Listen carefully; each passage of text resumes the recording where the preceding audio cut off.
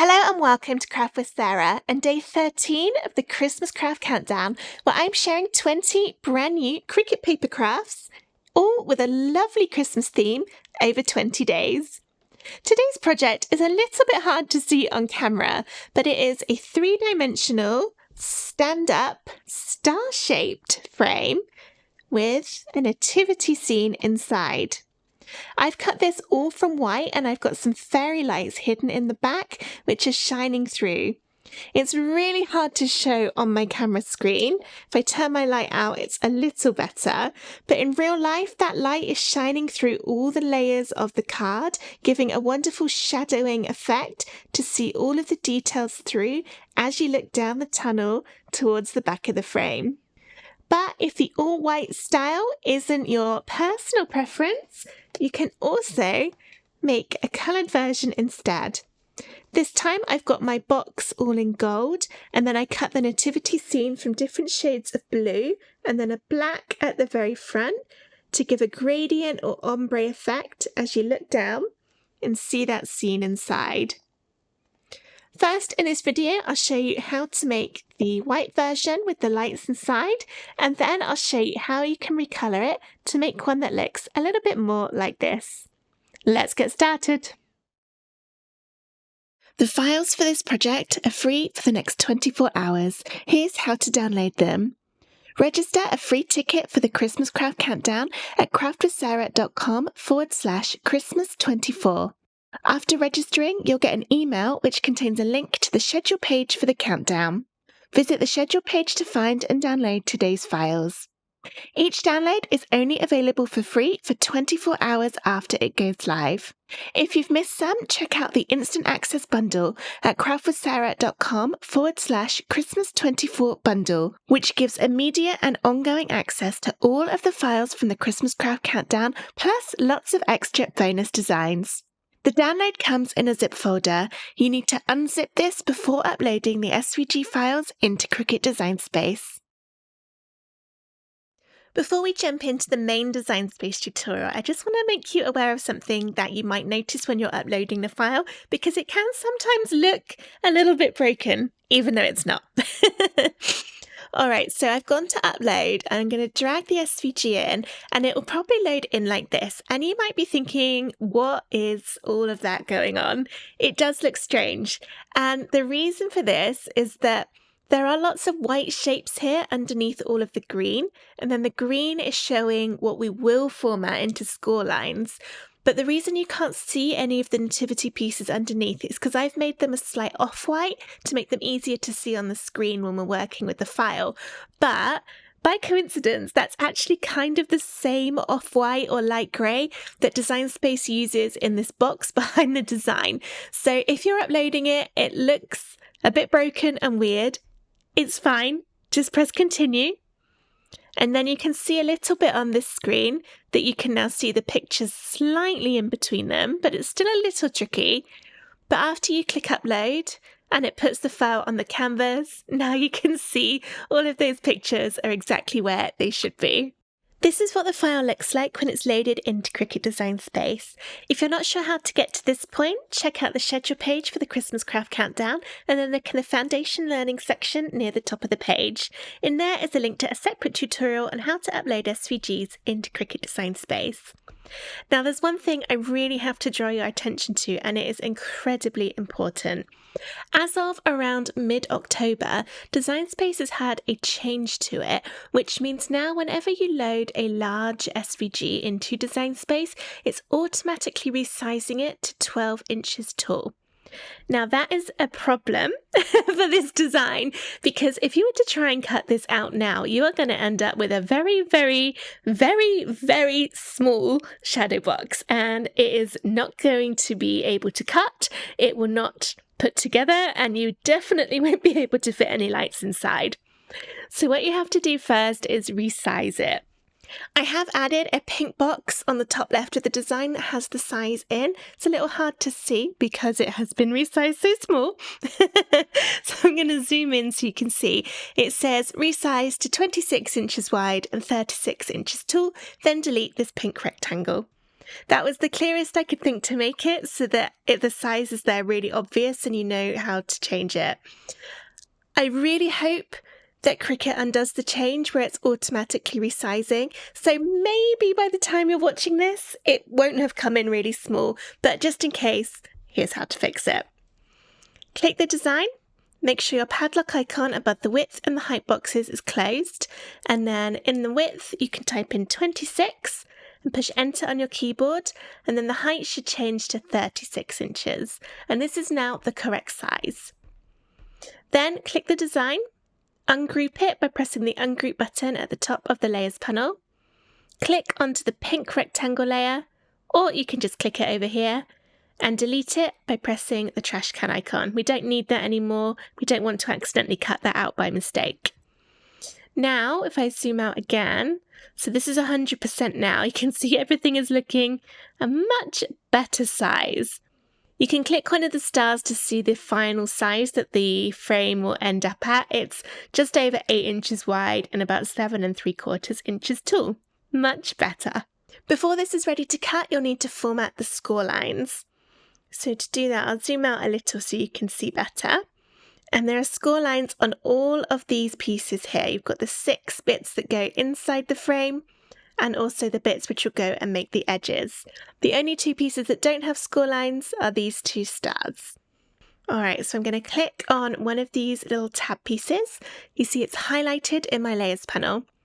Click the little arrow next to where it's highlighted, and within there will be 2 pieces, a white one at the bottom, and then the lines on top. Click the lines, and then under Operation, change it to Score, and then click to select both those layers again, and press Attach. Attach is what joins the lines to the piece underneath so that the Cricut knows where to do the scoring. And then we'll do the same thing for all of these tab pieces. So open them up, click the single lines, change it to Score, select the whole of that mini group, and press Attach. And the same on this one. Open it up, click, change to Score, click, and Attach. One more, open it up, select the layer, change to Score, click to select the whole thing. I accidentally just closed it, but there we go. Click to select the whole thing, and Attach. And then we've got the 6 shapes underneath. I'll just show you how to do this on one of them as it's the same for each one. So you click it. I bet you won't guess what we're going to do. We're going to open up the little group, click onto the single lines, which is the top layer, change it to Score, click to select the whole thing, and then Attach. And then repeat that for all of the other bits of the star. The score lines are quite important for this design, so it will be a lot easier to make if you do have a scoring stylus or scoring wheel for your Cricut. If you don't, what you could try instead is changing the score lines to pen lines and drawing them out with a pen on your piece of cardstock. You'll still need to attach it after you've changed it to a pen line. That way you can then manually score all those lines if you need to without a scoring tool on your actual Cricut itself. So I'm going to pause my recording and go and do the other ones of these star shapes, and then we will see how to cut it all out. I've now finished all of my scoring, so this is ready to cut out. Press Make over on the top right, and you probably would want to save it. I'm not going to save it now because I'm just doing this to show you for the video. That will then separate out everything for you. You can change the paper size in the drop downs down here. And then if you want to, you can click and drag to move things about. Because this is quite big, you will need a fair few sheets, especially if you're doing it on smaller cardstock. I recommend using quite a lightweight white card when you're making this if you want the lights to glow through all of the different layers. The lighter the card weight, the easier the light will shine through it. If you use a really, really heavy, thick card, then the light isn't going to be able to get through anywhere near as effectively. And that's also why all these pieces are white. It's because the light can shine through white card the easiest. If you start adding colours to your card, the light isn't going to be able to get through and you won't get that stepped shadowing effect quite as effectively as if you'd have used white for everything. So go ahead, get everything cut out, and then we'll see how to put together our nativity star frame. I've now got all the pieces cut out, and because this is going to be all white card and normally my table underneath is white, I've added a green background in, a cutting mat, just so that you can see what I'm doing a little bit easier. You'll have these two star pieces. This is the very back of the box and this is the very front. You can put those to one side for now. Then you'll have all of the stars that make up the nativity scene. I've already folded 4 of these, and I've got one left to show you how to do it. So each of these has tabs on the side that get folded upwards like that. And then we'll use this to lay them one on top of the other within the frame so that we don't need to glue or foam square each of the bits of the nativity together. These tabs will give us all the dimension we need. It's really easy and much easier than putting on lots of little foam squares. So when you cut these bits, you'll notice that they have all these sort of strange edges to them. And this is where we've got our score lines. So each of these tabs has 2 score lines on it. You probably can't see them on my screen, but they are there. And then you can turn your piece upside down and fold in towards you along all those score lines. If your Cricut has done nice deep score lines that you can fold easily, that's good. But if they're not quite deep enough and you're struggling a little bit, you can use something like a, what do you call this? Scraper tool. And go along those score lines and just sort of start it going along. A ruler would also probably work. And just start it along those score lines, and then when you can see them a bit better, then turn it round and fold them away from you. So this is the front side, and we want these tabs to go down underneath, so they'll be bringing up that dimension. This is what it looks like from a couple of different angles. So I'm going to go down now and finish all of these.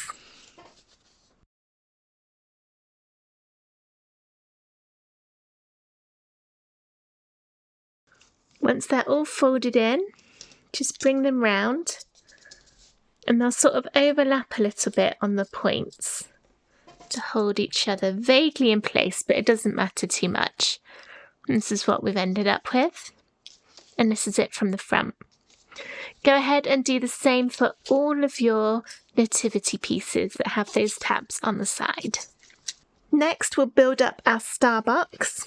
So we'll need the back of the frame, which is the one that's a solid star with a little circle taken out of it. And you'll need all of the 4 pieces that look like this. You've got 2 longer ones that have got 3 sections on that look like that, and 2 shorter ones that have 2. Again, I've already folded most of these up, but I'll show you how to do it on the one that's remaining. So once again, I'm going to turn it upside down. Just fold upwards along all the score lines.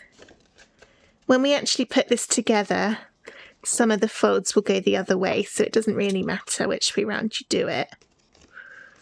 We're just getting them all started so that when we put it together, it'll be a little easier. There's also tabs on each of these little shapes and on the other side too. There we go. Okay, so these are going to form the sides of the box, and there are 2 ways you can do it. You can either tape them or glue them one at a time to your outline of the star, or, which I find easier, you can stick all 4 bits together first and then put them onto the star all as one. I'm going to do it that way round. I find double-sided tape a little easier than glue for this, and we're going to go a big one, a longer one, attached to a shorter one. Got the tab here, so it will overlap the tab over the straight edge on the next one down. Add tape up to that score line, and then stick the next one on.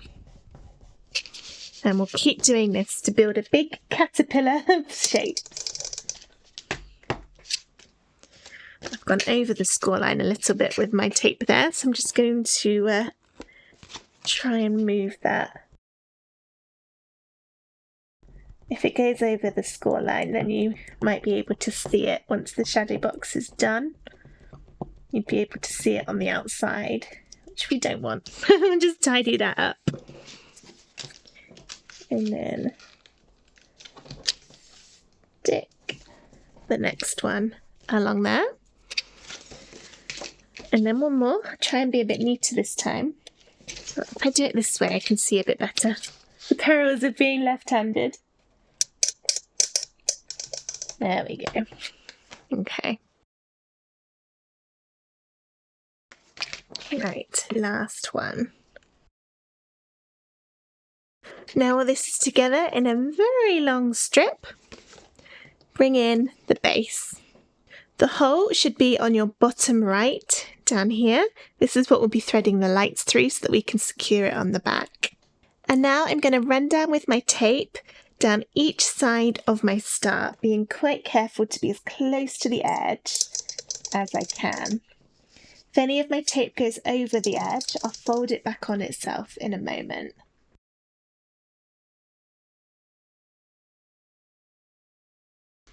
Alright, so I've managed to go over the edge on most of the sides. Then just go tuck it around. Again, if you don't do this, then you'll see those overlapping bits of tape when it's all put together. Sticking my jumper to it now. Let's pull my sleeves up. You know it's serious when the sleeves come up. Okay, neatening all these edges up. This is the only chance we've got to do it, so take your time on it. Don't rush it like I'm doing.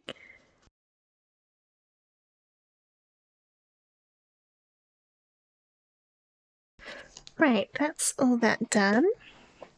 And I'm also going to add a tiny bit of glue as I'm going around, just to help it stick, because my double-sided tape isn't the best stick. So just a couple of little dots of glue, especially in the corners, will help it out a little. I'll start. I've got my bottom tabs, and then line that up against one of the points. It doesn't matter which one you start with. Get it right up into the point of the star. And then we're matching the edges as neatly as you can. Fold it round. I'm sticking the bottom tabs flat. Follow the outline of the star. And a few more dabs of glue to the next couple. I don't want to do this all in one go with the glue, otherwise it will have dried by the time I get all the way around here.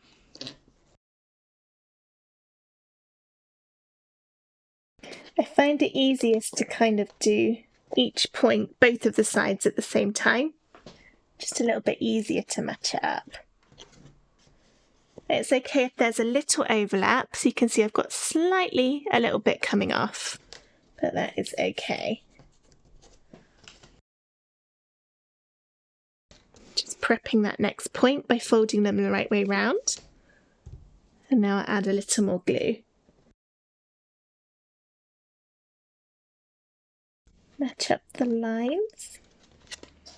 Push the tabs down to make sure they get well and truly stuck. And I've got one more, so I'll start by folding them so that it's kind of in that right shape. A few more dabs of glue. And get this point in place.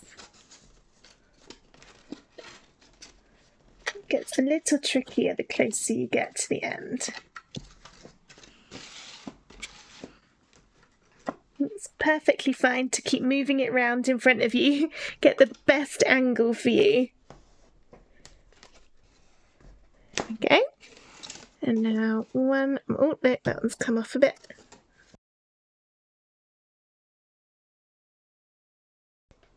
And then one more. And then for the last one, we'll also need to stick the tab together. So put some glue on the outside. Get the star point stuck down first.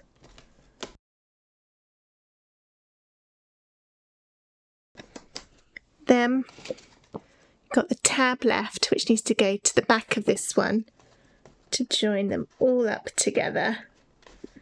To bend it around the other way.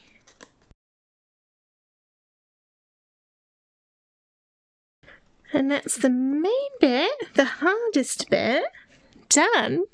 I'm going to wait for this to dry and then add my lights inside. These are the lights I'm using. They're battery-powered fairy lights, and they've got quite a nice thin battery container, which is going to go on the back. And they glow up quite nicely. So what I want to do is open these all out and untangle them, which is normally a little bit easier said than done. And then thread it through the hole in the back of the star. So let's get all this nice and in a straight line. And I've got my hole. I ended up covering mine up a little bit with the sides, but that doesn't matter. And pull it through. And as you pull it through, start securing it to the back with some sticky tape. Here's an example of one I made earlier. This has got masking tape in it, but I'm going to use sticky tape this time. Don't worry that this one's got 2 holes in. It's one of my prototypes, so we didn't use 2 in the end. So the lights are all coming through, and then it will be glued or taped onto the back. Right. So I'm going to try and get my tape so that it's not actually over any of the lights, just the wire. And then keep feeding these through. It doesn't have to be in any particular order or direction. Just try and make sure that the whole of the bottom has got an even covering of the lights on it so that you're not going to end up with any dark spots.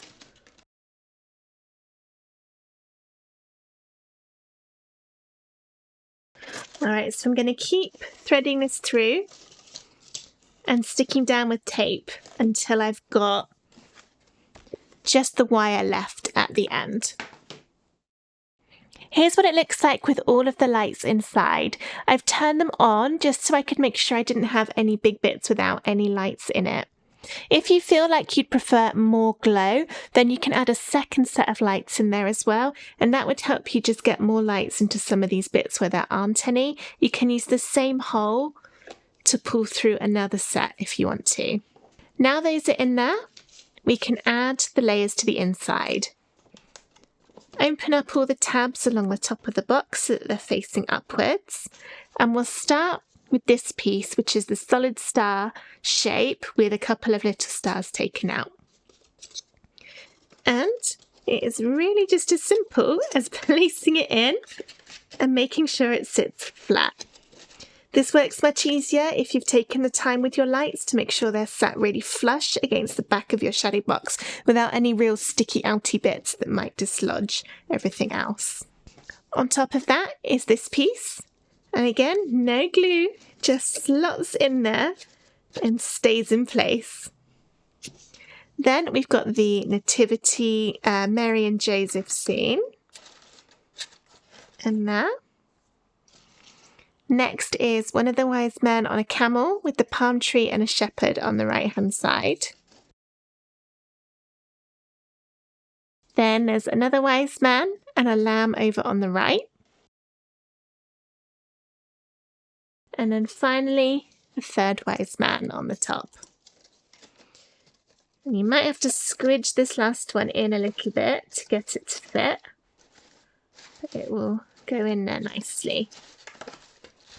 Don't worry that it doesn't look very much like it's glowing at the moment. I have very strong camera lights on, so these little fairy lights are not going to be able to compete with the strength of the lights from my camera. I'll turn the light off in a moment so you can see a bit better. Alright, so I'm now just tucking those tabs on the frame back over. And the last step is to stick this frame to the front. This can be a little tricky because you'll have to sort of push the sides in to make that perfect star shape. Just turn those off as you're sticking, which if you've got someone to give you an extra pair of hands can be very helpful. I do not, so I'll be doing it by myself. Add my sticky tape to the back. We're going on the outer sides this time. And again, try not to get your tape over the edge, otherwise you'll be able to see it.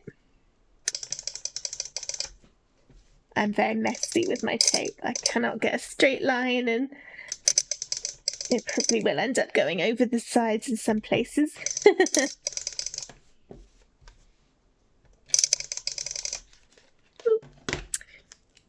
And of course I always end up sticking it to my hand. Right, time to tidy that tape up. Otherwise I'll be able to see all those overlaps. Just pushing it in so it doesn't notice anymore.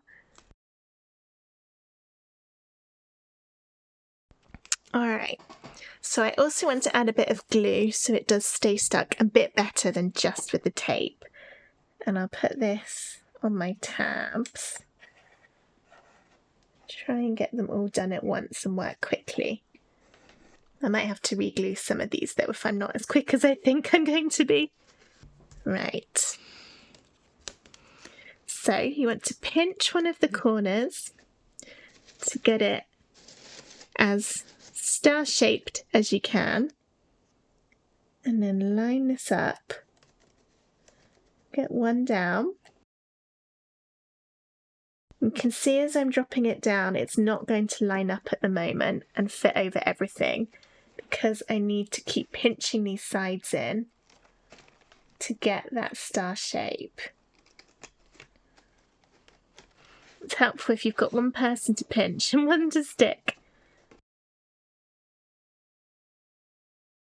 So we're fitting the sides of the box to this star shape, getting them to squidge inwards and match the star. Once you start getting them in line, the rest of them kind of come in quite easy. Try not to stick it to your front layer of the design, so that final little wise man. Okay, that looks pretty good. Quite got it right there. You might need to just keep prodding it as your glue dries until it's all really firmly in place. It tries to pop off when you're least expecting it. So I'm just keeping my eye on it. Keep wiggling it all into position. But that's looking good. You can see all my sides. Turn this over and tape the lights to the back. You could glue the back of your tape, your battery pack if you wanted it to be a little bit neater. That should hold that in place. Turn them on. Alright, so you can't really see it glowing too well right now, but let's turn off my camera lights. And I'll move this one away. My camera's not very good at picking up low-level light, but hopefully you can see how that is glowing through. I will say it looks so much nicer in real life than it does on the little screen I've got for my camera. On my camera it looks really, really dark, but in real life it's all glowing. I can see the shadowing effect. I can see each layer beautifully and it is really, really pretty. So I think this is one of those projects that's nicer in real life than it looks on the screen. Let's try adding a little bit more light, see if that helps. I think that now looks a little bit more like how I'm seeing it in real life. It's glowing through all the different pieces as it comes out. It looks really nice. And it stands up all on its own too, because it's so thick from all of those sides. If you'd prefer not to light up your frame, or if you just want to light up the backing in the sky and then have all the rest in different colours rather than lighting it through, you can cut this in different colours rather than white.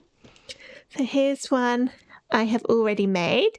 This time I've cut my box in gold, and then I've got all the pictures inside. I've got gold for the starburst at the back, and then I've come up different shades of blue and a black at the front for all the nativity scenes. So this is a great alternative. I didn't put lights in this one, but if I had, I think that would have been nice because it would have lit up the stars in the background, but nothing else would have been lit up because the light wouldn't have been strong enough to come through the coloured card. It's only really strong enough on your lightweight white card. It's a great other option to end up with something that looks completely different with the same file. One thing I did find when I was making this was that because I'm using mirror card and that's only sort of printed gold on a white base, when I added all the score lines and folded it, it was cracking my card and showing white along all of the joints, which wasn't particularly very pretty. I fixed this by going down all the lines with a gold Sharpie, which blended in really nicely to my card, and you now can't really tell that it was all kind of white and ugly before. It's blending in a lot better. Putting this together is exactly the same process as with the white one, but you will need to do a few steps in Design Space if you want to test your colours out on the screen before you get it all done. I'll show you how to do that now. To change the colours of all of the pieces, we go back to the one where we've already formatted the score lines. To make the outline gold, click on one of the stars at the top and change it to a goldy colour. Then we can do the same on the one that goes on the back. To make it easier to do all the other pieces that will be gold, press Colour Sync on the top, and this will change it to separate everything out by colour. The tabs that go along the side of the frame can all be dragged into that gold as well, as can the very back layer of those stars, so it's a little hard to see, but that would be that one. Then click back to Layers, and now we're going to go through and recolour these all one at a time. So for this one, I'll open it up and then click on the layer that's just the cutout bit, not the score layer. And this one I think I'll do in kind of a darker gold on top. And then the next one, the Nativity, Mary and Joseph. This one I'll do in a light blue. And then I'm going to get darker as I go further up the frame. So this one, I'll choose a slightly darker blue. Then this one, an even darker blue. And then the very top one, I'll do from black. Just because I don't know that I've got 4 different shades of blue that are different enough from each other. So then that will create the gradient effect looking through with all of the gold in the frame. I do find it's helpful to change the colours in Design Space before you cut it out, just so that you can make absolutely sure you'll be cutting the right bits from the right colour. I hope that you enjoyed this video on how to make a light up nativity frame in the shape of a star. Either all in white with the little lights in the background, or a coloured version.